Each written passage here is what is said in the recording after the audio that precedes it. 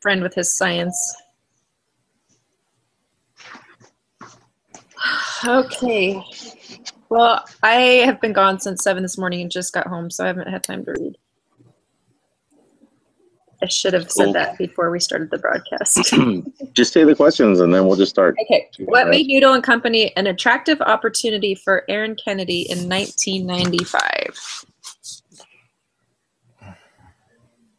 I'll just start at the, he found something that he really liked and thought he could make something of it. And that's, I think, one of the most important things is liking what you do or finding something that you want to do. Mm-hmm. I think it was a good opportunity. He could see an opportunity, and he liked the business. So, I think it's once you can find something like that, and you can tell when people find it. Like there's a guy in Idaho Falls. It's called Dave's Bike Shop, and you can just tell that he loves what he does. And I think when you find a business like that, it works out, a lot more for you. I think. Mario, do you have a sentence? No, I was just pulling it up right now to refresh my mind. Was there anything that really stood out to him, like profitable? Can I say anything about it being profitable or?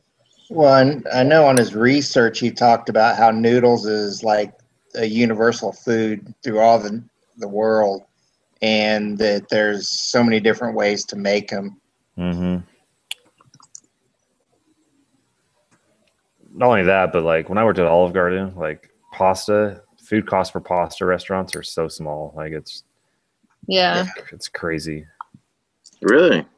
Yeah, like our food cost we're about 24.5%, and we do a lot of meat, like 24 to 25%. Like Olive Garden was like 18%. So just to put that in context, like if you go to a restaurant and you pay $10 for an item, it costs us like $22.45 to make it, but it costs Olive Garden $1.85 or whatever, the 18%. Yeah, there's a lot more profits of pasta. Yeah. But yeah, I mean, did you see the menu? The menu, everything was like $5 or $6. No, that was probably back in 2002, and it's gone up. But yeah, but $5, it probably cost them $1 to make it. Yeah. Okay, what caused the company's early struggles? I think they had a lot of competition, didn't they?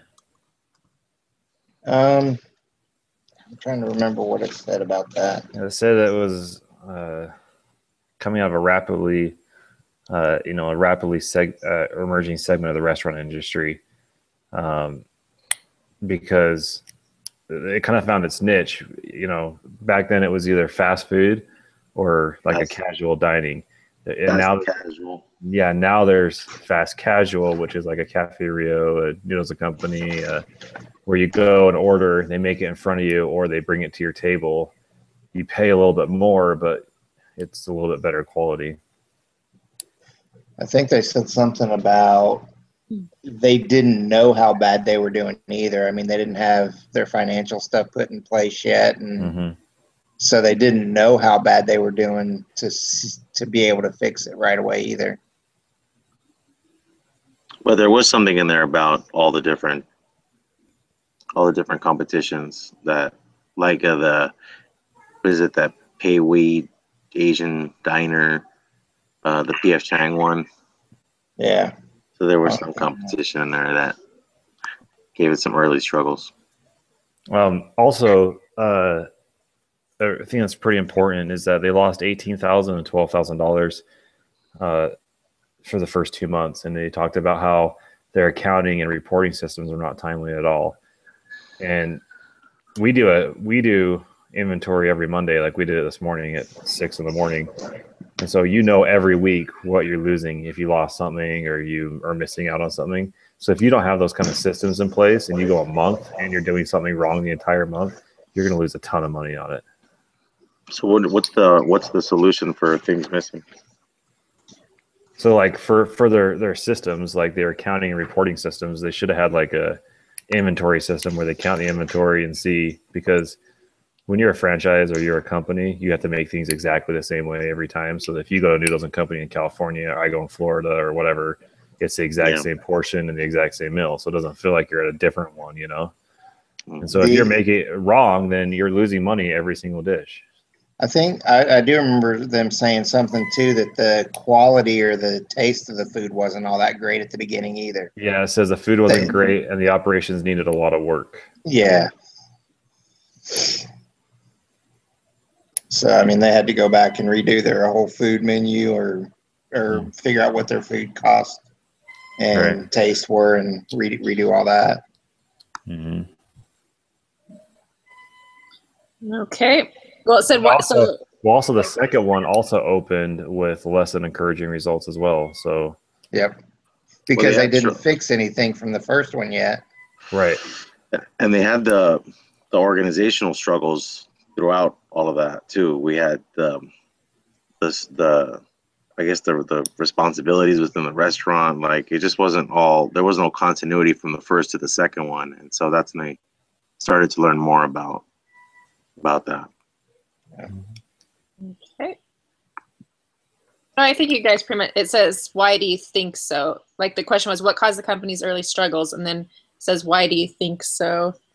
I think pretty much. I think that I don't think they had systems in place. I don't think that they were getting dishes that the customers liked. The food wasn't very good.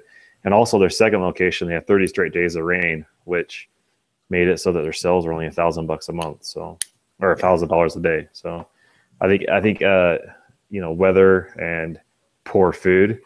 Timing and timing. Yeah. And the menu. Yep. I have to put up my Christmas lights tomorrow. Here, by the way. And they talked a lot about they like shut themselves in a room, I think, and kind of came out with a new operational plan and started implementing that. And by the time they started their third and fourth store, they had a pretty good plan, and they both opened up pretty decently. Well, what's the next question? Does it talk about the turnaround? It says, what role should financing play in the company's growth? Oh. I think a lot of money. Well, I marked where it said that they did like a $30 million round at what was that?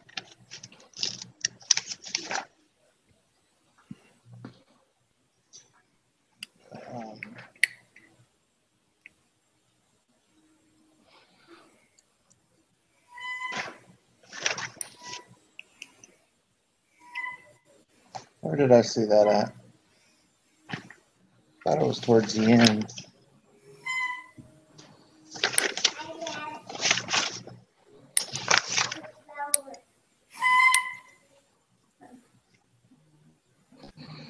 There's a lot of numbers in this one. It said that they would need $85 million to reach the next level, or $80 million by 2006.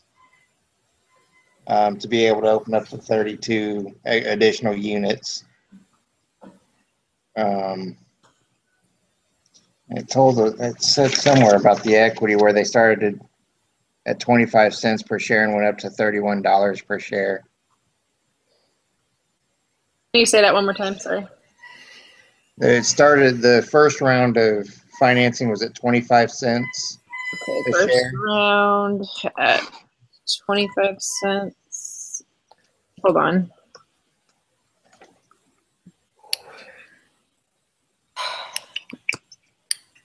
Okay. And by the last round they did, it jumped up to $31. Where did I see that? I'm looking at it right now. It's page 7. I thought it was farther back than that was my problem. In fact, Noodles and Company raised a round of financing in every year since 1980 at an increasing share price of 3.2 million. 3 million. And then in 2002, it was 10 million at $31 a share. So it went from 25 cents a share in what year was that? 1998.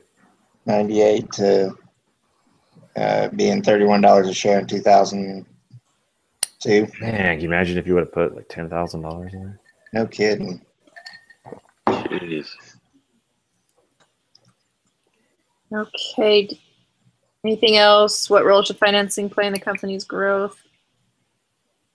Well, like I said, it's $80 million for the stores that they want to put in play in the most current year.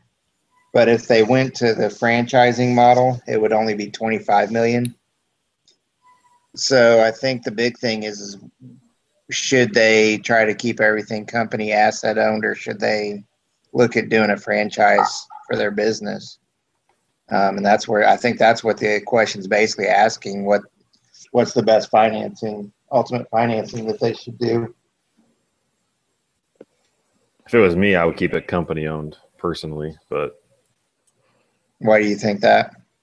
I think that franchises only look out for themselves, and it's because once you start franchises, then you have to have, like, they're called FADs, the franchise like directors, and they go check the franchises to make sure they're doing what they're supposed to be. Then the franchise pays royalties, but if the franchise doesn't do a good job, it looks bad on the whole Noodles and Company brand. You know, there's so many problems that franchises open up. The good thing is that it expands your brand exponentially. I mean, if you look at this case, for example, these people can only build 1 or 2 restaurants, or 10. If you open it up to franchising, you can build 100 in a year if you wanted to, if it's a good concept. So that's the benefit, is that it explodes national growth and makes you a national brand. But the downside is that you have to basically babysit all the franchise owners. And then you have to make sure when you make decisions, they have to be on board, because if they're not on board, they're not going to want to execute the way you want it to. And it's just, I don't know. I think that's there are people like who want to get into business who look for a turnkey opportunity where the operational side is completely worked out for you. Like the mistakes have already been made, and all you're worried about is maybe location and your fixed costs. So to some level, you're right. I mean, if you're a sloppy franchisee, then it's going to hurt everybody. But if you got a strong, like if you were, you can't say like the #1 franchise in the world, right? McDonald's. I mean, their system and operation is flawless. Literally, they are who started franchises. And so I think if the operation was under wraps, like it was perfection, I mean, you could grow, to 100 stores faster, and you could make a lot of money in royalties. I mean, 10, 15, 20% royalties, those are nice, man. Yeah, our store pays $8,000 a month to Applebee's. Yeah, I believe it. The place I kind of pull. Oh, sorry. Go ahead. I kind of pull for the franchise as well, in that, I mean, with the way Noodles and Company is going to do it, is they're not going to franchise every single one of their new stores. They're still going to do some company owned, but they can strategically do the franchising. And if they're not going to, I agree that if they do mass franchising like the McDonald's model right now, I don't think that's the best idea. But to strategically pull in, an extra 20, 30 stores a year to reach their goal, and they can have a lot better hold of who's getting the franchises and everything, I think it would work out well. Yeah, I think there's a mask behind just having those corporate-owned stores, because it's just a place to try something out. While that's exactly right. They just are places, which is fine. I mean, once you franchise, man, as a franchisee, you're out of it. All you own the corporate stores for, like the ones I have 3 of them in San Diego. All they're used for is for doing build outs and changing the signage and the logos and everything. I mean, it's great. I get all the new stuff, but they just serve as good, like, hubs for trying something out. Like I get new signage tomorrow outside of one of the centers. I mean, it's like $15,000 just to put 2 signs. And so it's always worth it, but it's to benefit the franchise owner. There's some value in that. Yeah. I mean, like I said, you've got to really vet the franchisee. Yeah. Don't just don't give it to whoever. I mean, you got to make sure they've got the core values in mind. And I read a little bit through that franchise extra reading thing in the material. Mm-hmm. And it said that a majority of the people that do go out and franchise, like Mario was saying, they want to start a business, and that's one of the easiest ways to do it. And so a majority of them will work hard to make it work. Whereas they've got skin in the game for sure.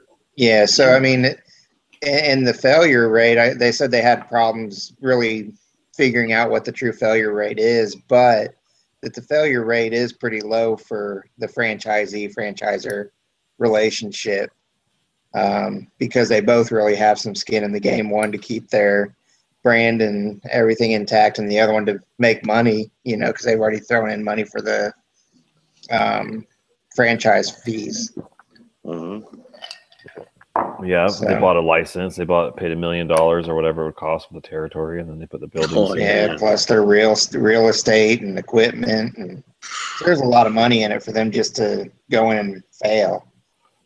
So I think it's a good idea for them to, if they really truly and the 300 stores or whatever it is they wanted is their true goal. I think franchising is the way to do it. But if their goal is to stay controlled at a controlled pace and keep everything in house, then they just need to change their goals and grow a little bit slower. Okay, so the third question is, what are the specific advantages and disadvantages of franchising model for Noodles, including the financial, economic, and organizational? So for advantages, financial, it can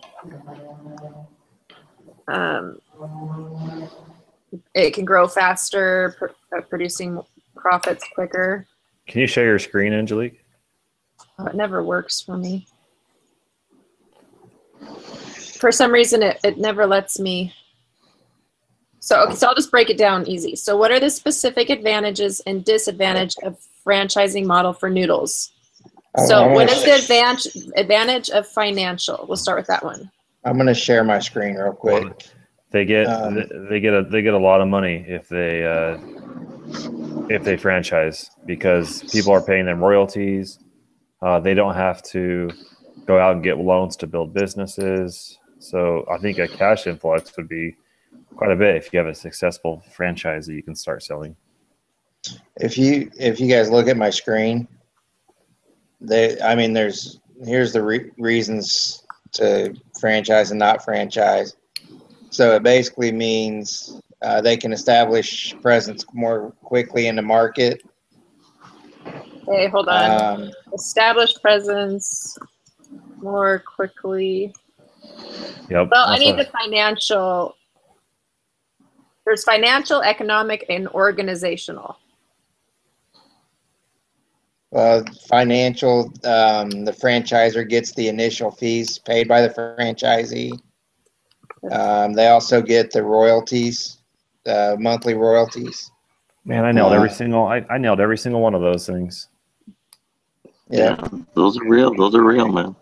The royalties anywhere between, I think they said normally 5 to 50 or 0 to 50%. I think in this case it was like 7% per month, and it's based on your gross, not your net. So whether or not the franchisee makes any money or not, the franchisor is going to get their cut no matter what. Yeah, it's usually off of sales until they declare bankruptcy or something, if they're really in that bad shape. I was working for a guy who had these locations in San Diego, and he got them snatched back, and he didn't pay his royalties. And they came in and said, "Yo, it's 20 grand." And he's like, "Yeah, 20 grand." And he's like, "No." Then on the first, they're ours. And he had to turn over the keys, man, at a parking lot, and they just took his keys. And the next day I had a new boss. Yeah. like Guidos, man. They just came, met with him they didn't even let him go inside anymore. They told him that they'll meet him outside at a Mexican food restaurant. Taco Bell? No, George's Mexican food in Encinitas. Boy, that had to be a sad meeting. Like, here's the keys. And then you said there's operational. Economic was next. Economic. I mean, they need less, franchises need less management and capital than company-owned stores. Yep. The franchisee works for themselves, and they're normally more motivated, and they are normally local, so they have a better local knowledge. So that falls into economics, is the local knowledge.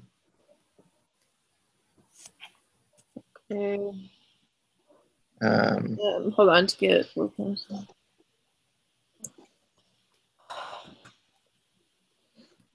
And then does it ask for drawbacks too? Yeah, but we need to do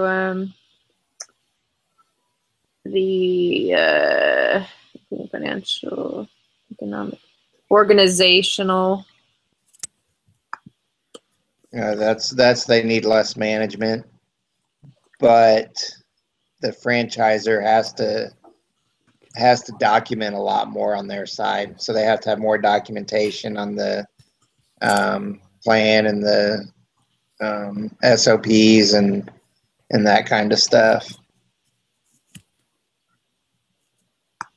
Okay. Rotation. Okay. So disadvantages. Hold on.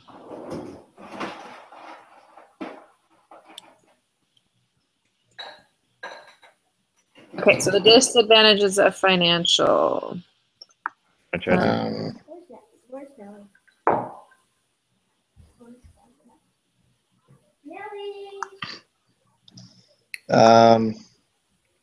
I guess the biggest financial is, you know, if they franchise out and the store's a bomb, you know, that's gonna it hurts the franchisee because they're gonna lose the business more than likely. It puts a bad spot on the reputation of the franchisor. Prayer time. I'll be right back. Prayer What's time. that? I got prayer time. Let me just go do prayer. I'll be right back. Say a prayer for Angelique. She needs one.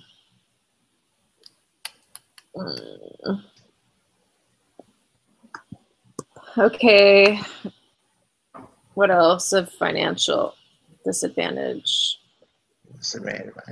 They don't recoup as much money quickly either, right? Like, now they actually do okay because they're not spending out a lot of capital to start it because the franchisee's paying it all. Right. So it's actually a little bit better financially.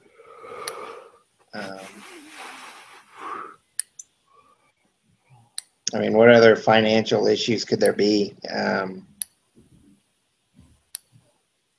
know, just letting it be built in the wrong place and not getting the revenues they expected, and then having to close everything down. I would think that'd be the biggest one. I don't know. What do you think, Patrick? I think that if they build wrong, like you're saying, or they have a bad opening or whatever, it hurts up the whole brand. I mean, yeah. If Noodles a company comes to your town and it's bad, then you're not going to go to Noodles a company when you go somewhere else, right? So I just think that it hurts financially if they have a bad opening or if they're not a very well run franchise. Yeah, that's what I agree with that. Disadvantage economic.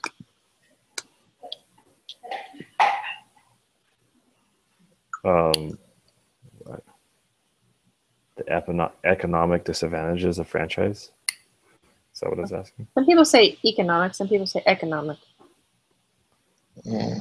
I mean, to me, that's almost the same as the financial side, though. I mean, unless you're talking about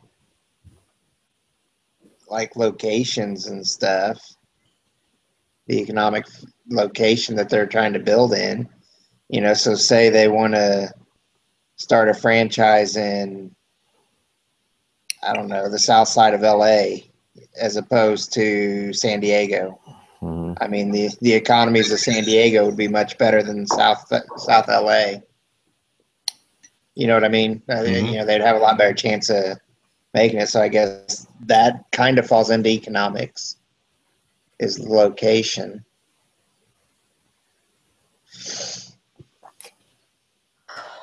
Okay, and then disadvantage organizational consequences. Advantages or disadvantages? Disadvantage of organizational consequence. In this article, it's saying one of the big things is the franchisees need a little bit more control and monitoring, which Patrick brought up earlier, which is an additional expense for the franchisor. So, I mean, that falls into organization, finance, and economics. That kind of hits all three of them a little bit. Plus, there could be a lack of trust in the relationships. Right.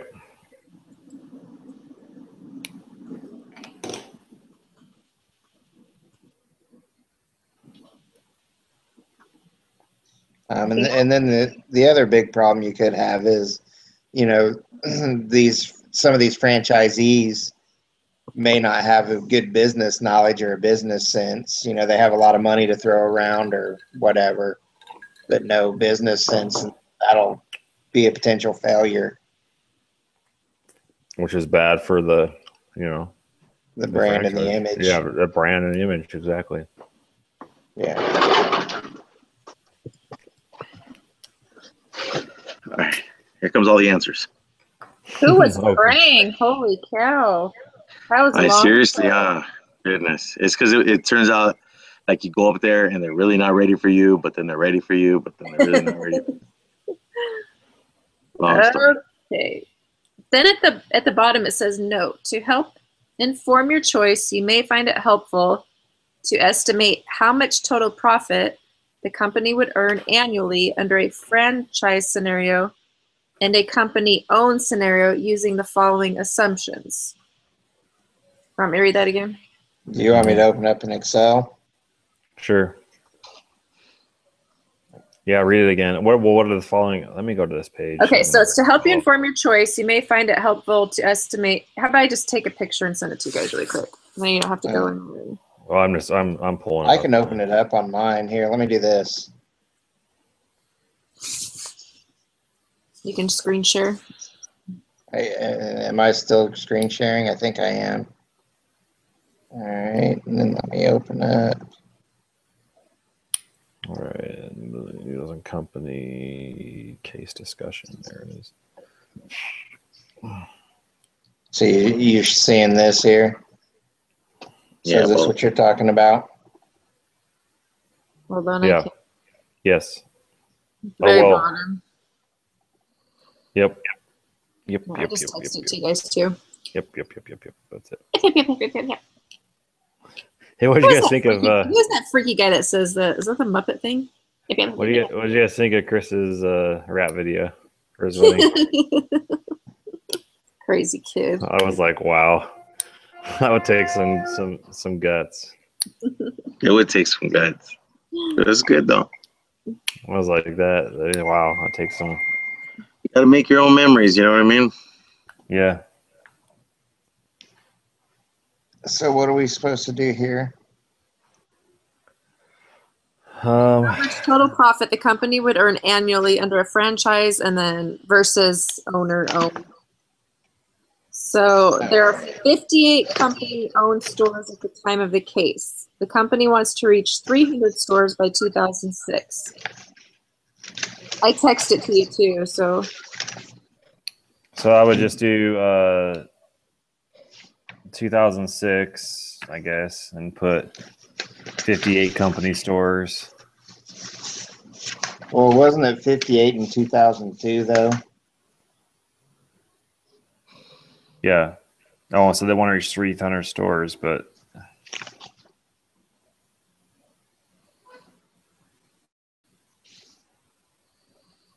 because I mean, it's okay. Noodles and Company.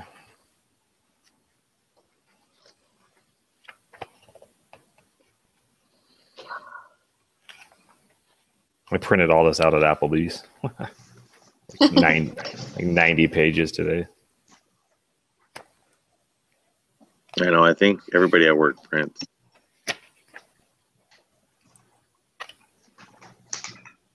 It's helping you be a better employee. That's right. Mm-hmm. Yeah. Sticking to the man.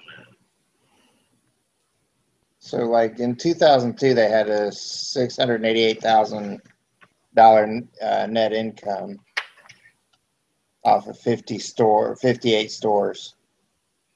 They had what? They had 50 million in sales.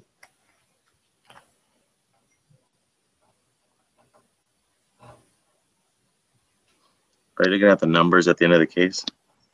Yeah, I just got exhibit number 1 on page 16. Yeah. So they're 58.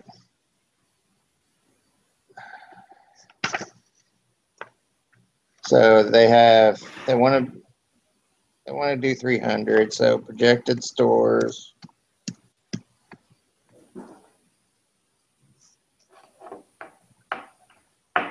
It's 300. Current is 58 equals minus that.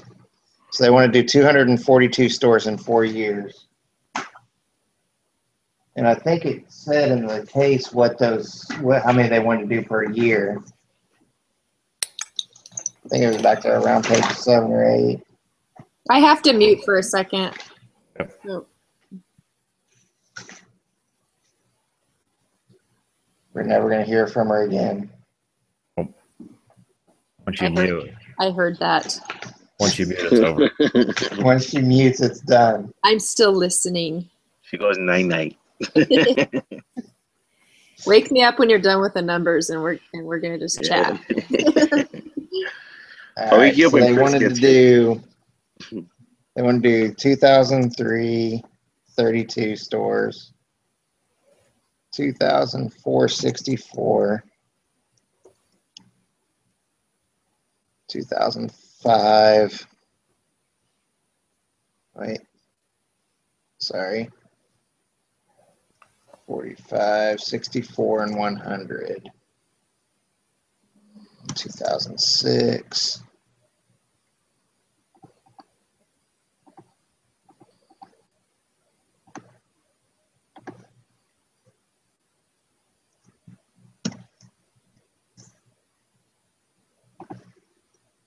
So they're 1 store off.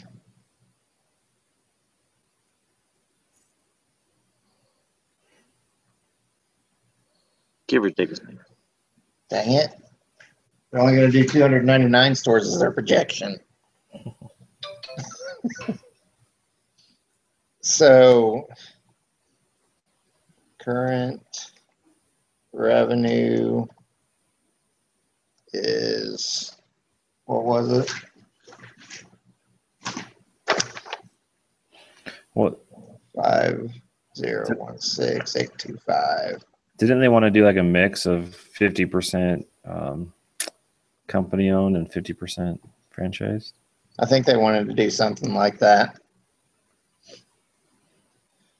So it was going to cost them $80 million to do all company owned, and only $25 million if they wanted to do a blend.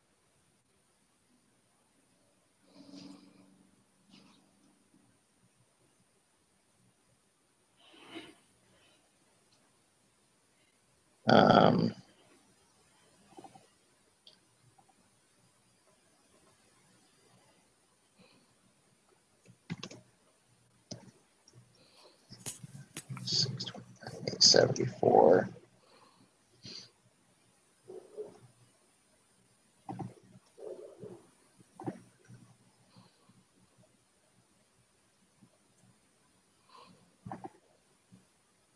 That's only a 1% profit margin. What did the thing say? The operating margin is 80%. Mm-hmm.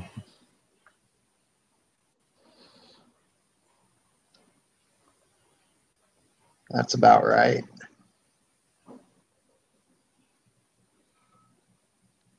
And I thought, didn't it say in the thing that they wanted each store to do 1.2 million in sales a year.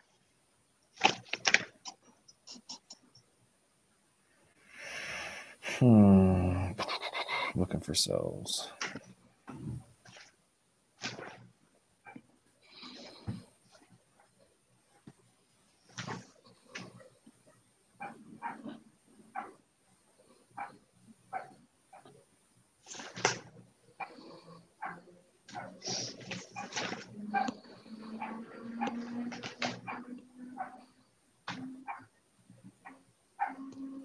$1.125 million in annualized revenue.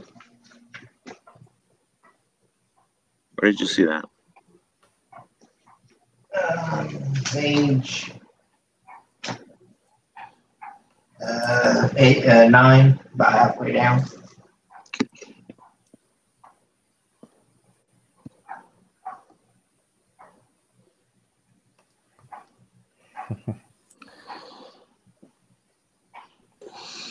All right.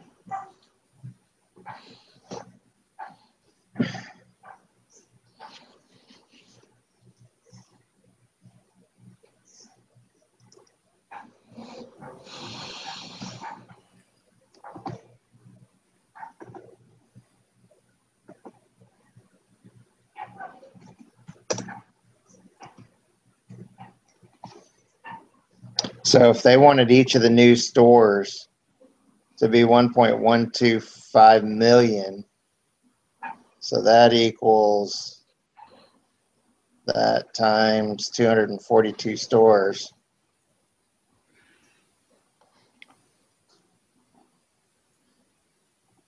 That's a lot of revenue.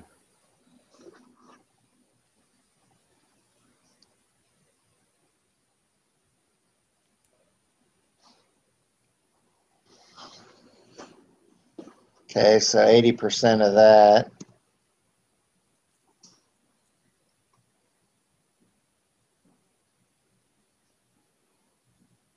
Equals that minus that. So that's operating up.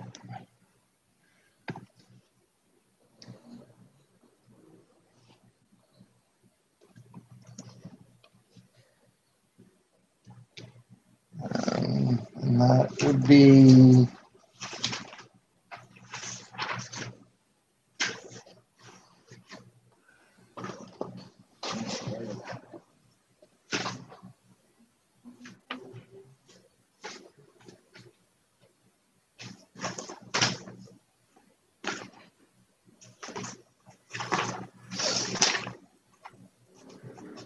hate having all these papers. Well, I got a ton of papers on here now.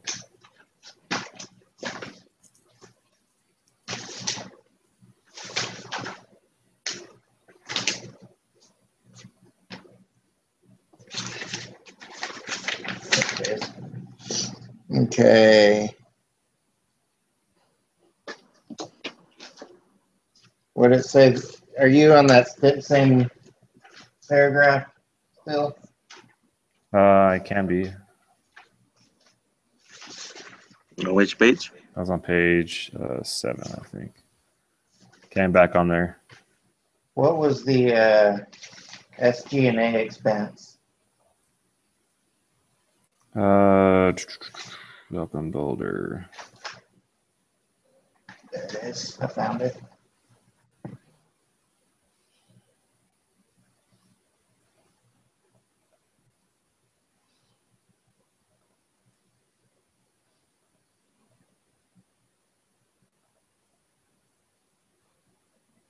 So it'd be 6 to 10% of sales.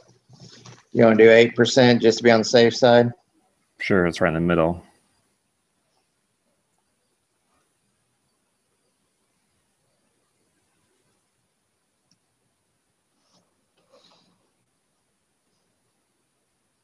Dang it. I put that in the wrong place.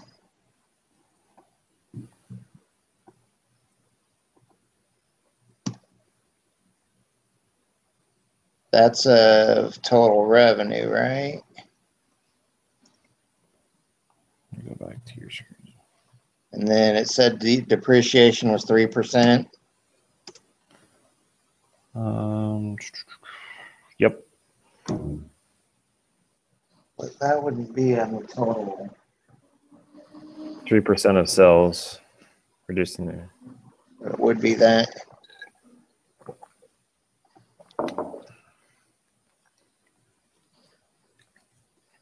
It's quite a bit of money, 1.8 million in revenue per year. Yeah. Mhm. All right. What else do we need to come up with?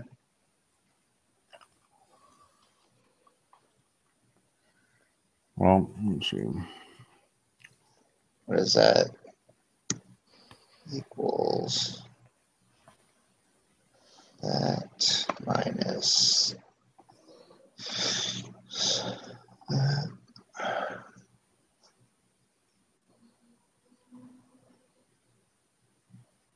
I guess that could be about right. It's got some interest income.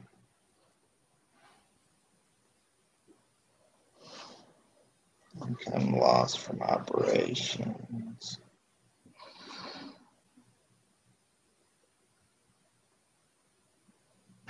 Guess that's more or less the Yeah, I mean, give or earnings take. before interest and tax.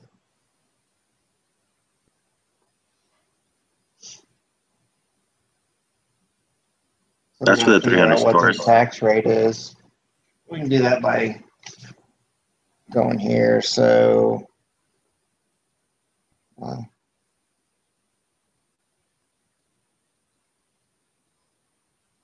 this has a provision benefit for income taxes. So it doesn't tell us what their tax rate is.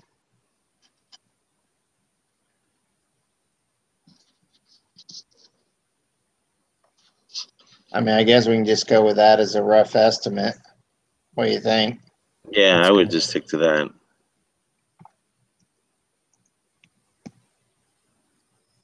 So, and then for the old store, we had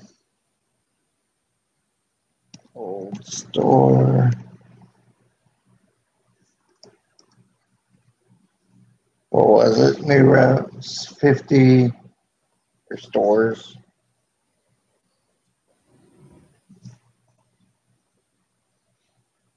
$50,016,825.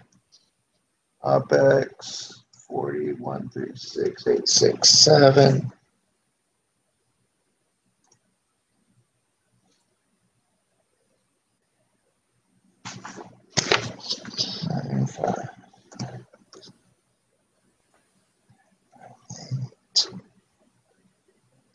One 57342. I didn't put any pre-opening expenses in.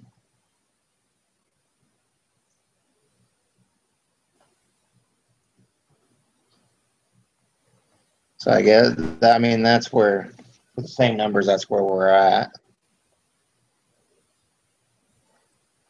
I like it. And then so total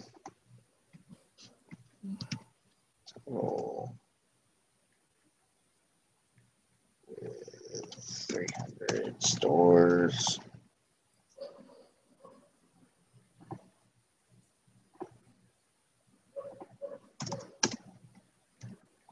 I just think they like the movie 300. Who doesn't? It was a pretty good movie.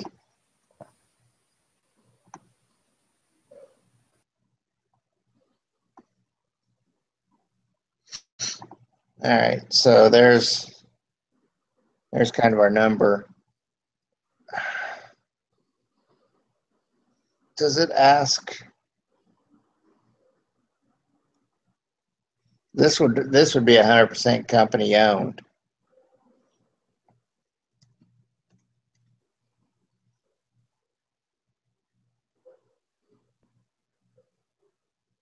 Have to figure out what it would be for the franchise scenario.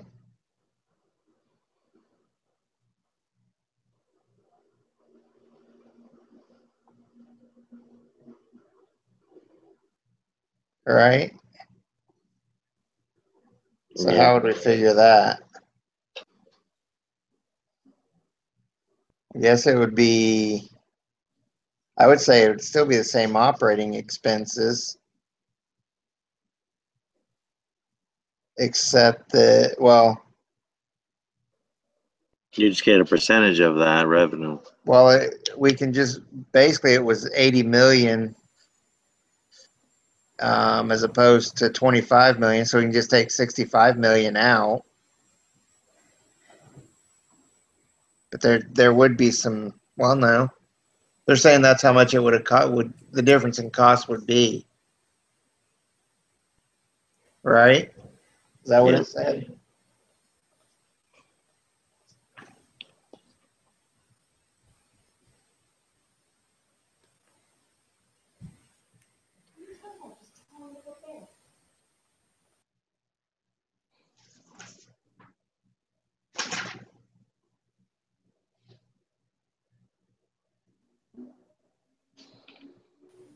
What did it say about the franchise stores? It said that it was,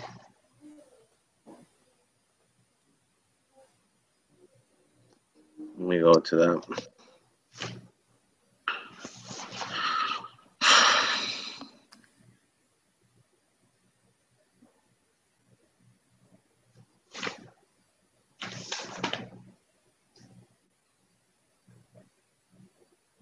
yeah, right here. Page 14. We think it will be quite difficult to open an ever increasing number of stores year over year. When we ran the numbers, a pure company on strategy requires another $80 million in capital by 2006. If we finish,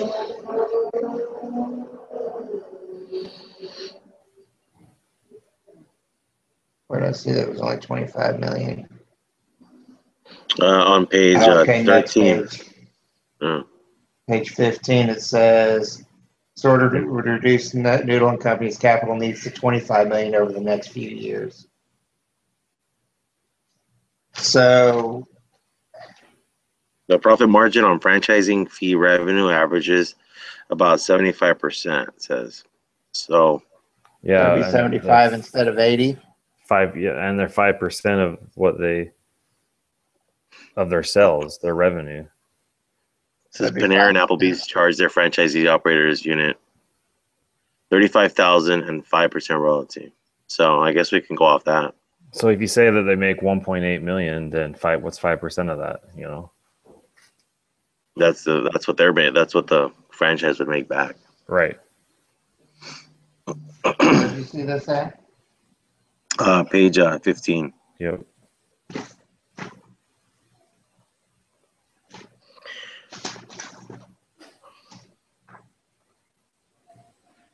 For once, my little brain caught up to yours.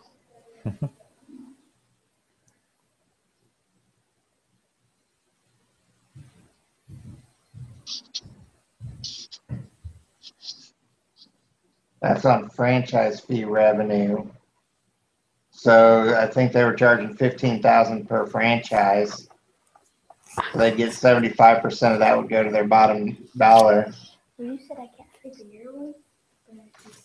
I think the difference is that 80 million and that 35 million is a change in operating expense cost.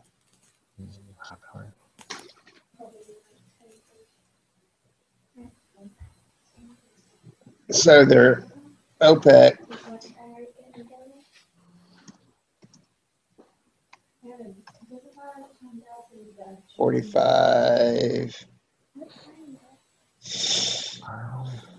$45 million. So it would boost this up 45 million. Or no, it would take 45 million off of it. So if we do it,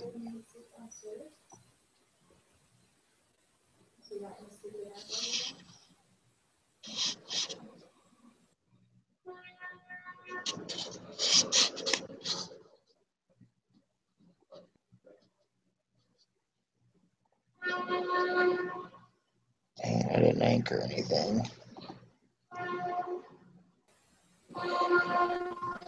There you go. Minus 45.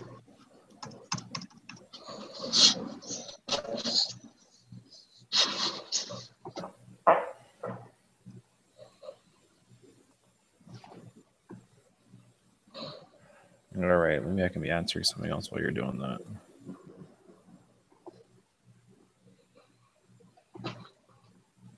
Oh, that's pretty much the end of it after this case, after we finish this Excel. So save as noodles exhibit.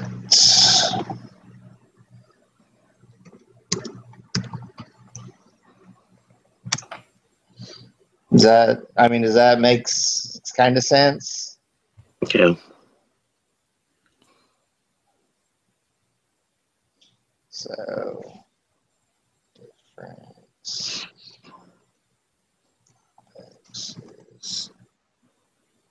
I mean, that's quite a big difference in the Sure net is, income. And half the amount of headache, that's for sure.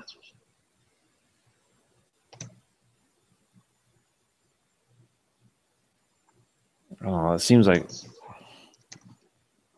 I mean, that's saying, Brian. That's saying that they don't make any more stores, though, right? No. They're saying that they're doing the same to put in that same 242,000 stores or 242 stores. If they did a blend of company owned and franchising, it would only cost them 25 million over that 4-year span, as opposed to 80 million if they did 100% company owned. Mm-hmm.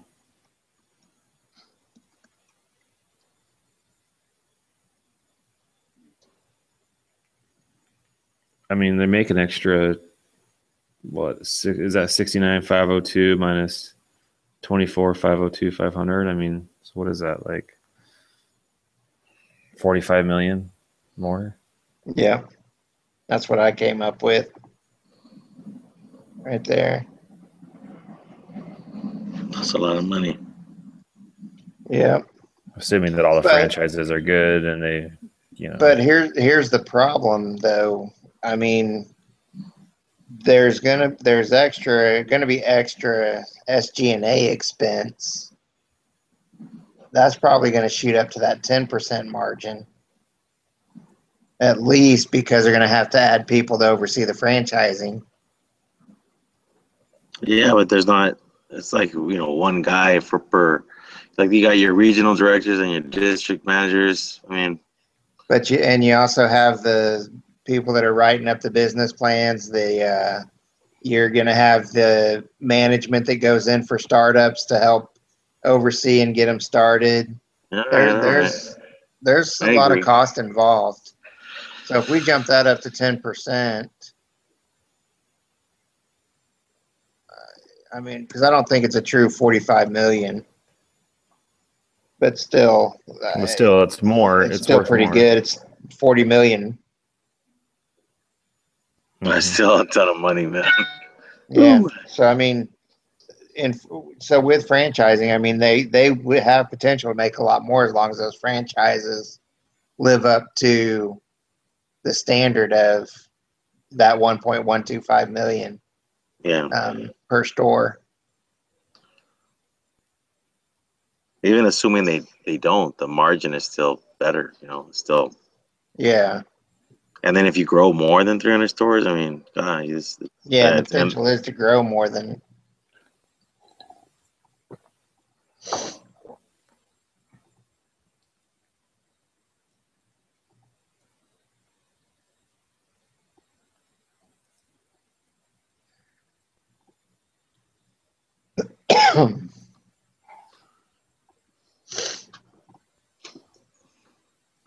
All right. Good enough?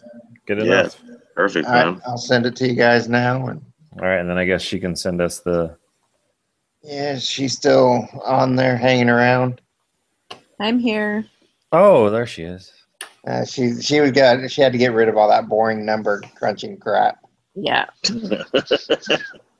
I'll do the notes. I've got a lot of typed up, but I need to clean up some stuff, but I'll do it in the morning and then That's send fine. it. All right, send us a link. And Send us a link the to your link. thing. I'll send See you you the guys. See you guys Wednesday. Is that when we're gonna do the next case? This what is this place called? It's Yeah. Progresso. Progresso Financier or something. I think I have that Progresso. other group. I have that other group on Wednesday, but I'll try to get out of it. Well, we could do it like Friday, or Saturday. No, I'll be gone hunting. She hunts. She's got to eat, man. Sunday. Might go to Montana for a few days to hunt. What time's your class on Wednesday, Mario?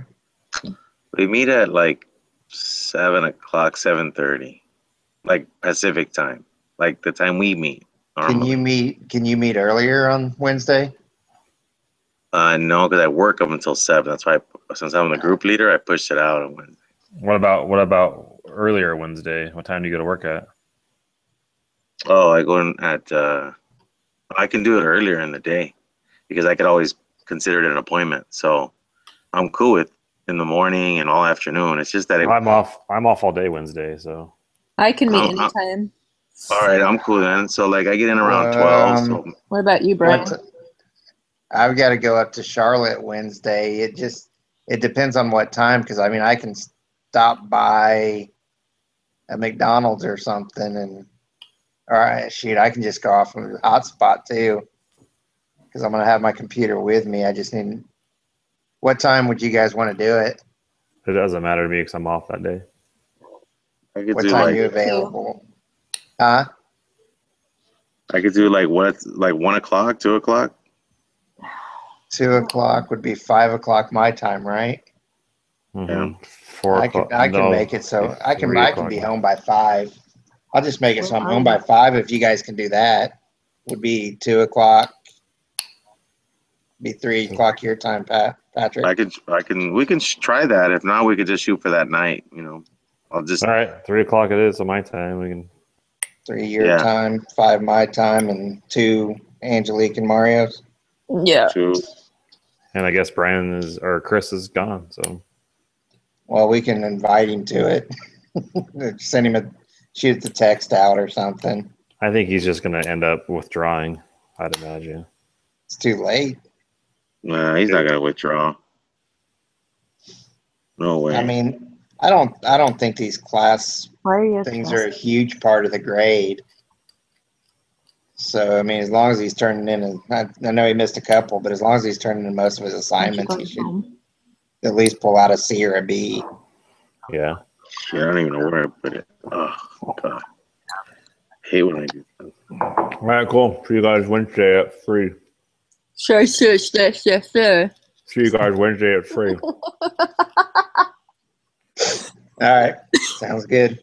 All right. All right, see you guys. All right, No bye. birdies flying, Patrick.